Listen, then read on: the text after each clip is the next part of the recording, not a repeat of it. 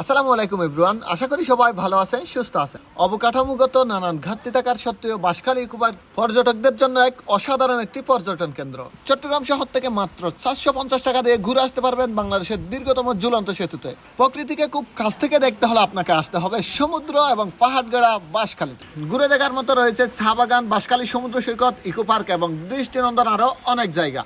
আজকের ব্লগে জানাবো বাঁশখালী ইকো পার্ক ভ্রমণের সকল বিস্তারিত তথ্য। এই ট্যুরে বোনাস হিসেবে পেয়েছি বাংলাদেশের দ্বিতীয় বৃহত্তম সমুদ্র সৈকত দেখার সুযোগ। বাঁশখালীর মধ্যে এত সুন্দর এবং দৃষ্টিনন্দন জায়গাটি কোথায় অবস্থিত, কিভাবে আসবেন এবং কত টাকা খরচ হবে তা জানতে সম্পূর্ণ ভিডিওটি দেখতে থাকুন। আপনি যদি চট্টগ্রাম শহর থেকে আসেন তাহলে সর্বপ্রথম চলে আসবেন নতুন ব্রিজ। জনপ্রতি 20 টাকা করে অটোতে করে চলে আসবেন নতুন ব্রিজের ওই পারে মজ্জারটেক মোড়ে।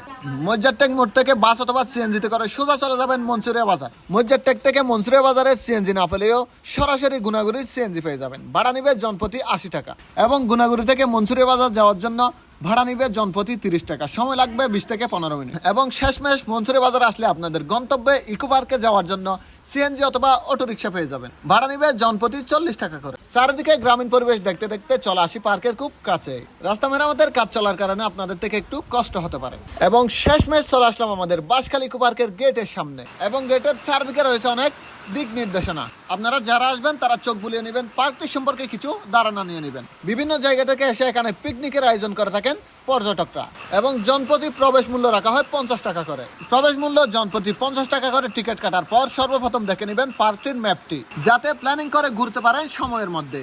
এই ম্যাপ দেখে মনে হলো এই পার্কের সম্পূর্ণ এরিয়া ঘোরা যাবে না, নির্দিষ্ট কিছু জায়গা পর্যন্ত যেতে পারবেন। কি কি প্রকল্প আছে এখানে একটি লিস্ট আছে, আপনারা চাইলে দেখে নিতে পারেন। এখন আমাদের বাস্তবে আসি দেখার অপেক্ষা। আমরা এখন দাঁড়িয়ে রয়েছি বাংলাদেশের সবচেয়ে দীর্ঘতম ঝুলন্ত সেতুতে, যেটি অবস্থিত আমাদের বাঁশখালী ইকো পার্কে। আপনি যদি এই জায়গাটিতে শীতকাল আসেন তাহলে অতিথি পাখিদের দেখা পেয়ে যাবেন, যা সৌন্দর্য বাড়ায় দ্বিগুণ। এবং বাঁশখালী ইকো পার্কের সবচেয়ে দৃষ্টিনন্দন এবং নান্দনিক ভিউটি দেখতে হলে আপনার থেকে উঠতে হবে বাঁশখালী ইকো পার্কের ওয়াচ টাওয়ারে। আপনার থেকে ওয়াচ টাওয়ারটা একটু কষ্ট করতে হবে, আর এই ওয়াচ টাওয়ার থেকে আপনি সম্পূর্ণ ভিউটি দেখতে পারবেন। সো বন্ধুরা, এই ছিল আজকে বাঁশখালী ইকো পার্কের প্রতিবেদন।